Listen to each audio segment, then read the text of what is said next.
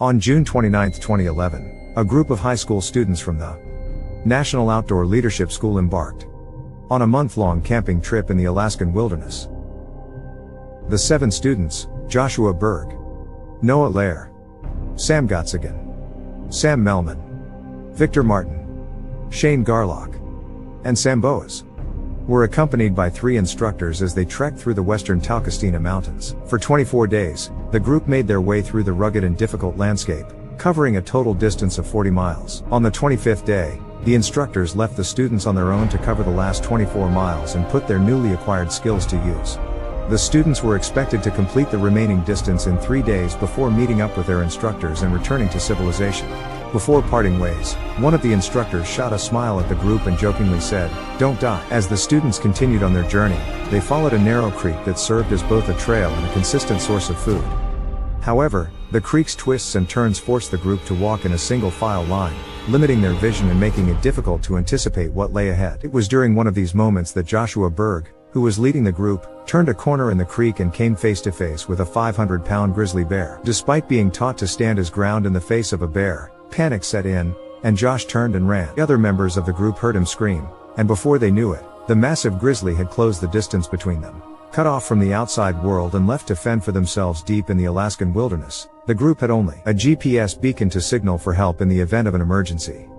They never expected to encounter such a formidable predator, but they were now in a fight for their lives. As the group hiked through the rugged terrain, they suddenly heard a thunderous growl that made their blood run cold. Before they could react, they saw a massive bear charging towards Joshua, its ferocity unmistakable. The bear quickly overpowered Joshua, slamming him to the ground with a deafening roar. In a split second, the situation turned from bad to worse. The bear clamped down on Joshua's head with its powerful jaws, causing a sickening crunch. Although some of the students had bear repellent, they were too stunned to use it as they watched the brutal attack unfold before their eyes. As Sam watched in horror, he heard his friends' screams of pain and terror. He realized that they needed to act quickly if they were to have any chance of escaping alive. However, as he hesitated for a moment, the bear turned its attention to him, pouncing with deadly force.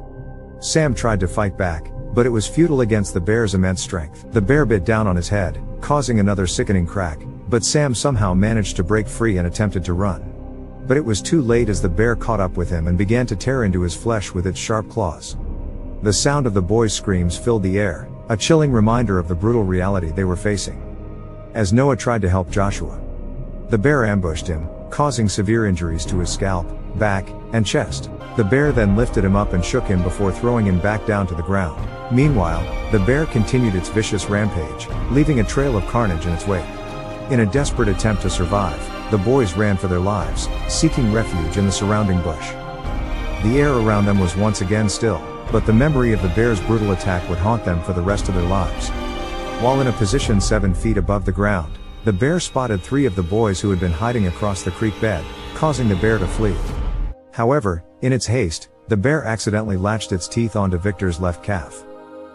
Fortunately, Victor managed to kick the bear's nose, causing the bear to retreat further. Meanwhile, Joshua, who had his skull fractured by the bear, was still conscious and crawling towards his backpack which had the GPS beacon inside. Noah, who was nearly scalped by the bear's claws, managed to stand up and help Joshua get the beacon. However, the boys had difficulty opening the beacon, causing them to panic. Shane Garlock eventually used his pocket knife to pry the box open, and the boys were able to activate the GPS. With their coordinates sent out, the boys focused on their injuries. Sambo, who was a certified emergency medical responder, cradled Joshua's head, fearing he had spinal or brain injuries.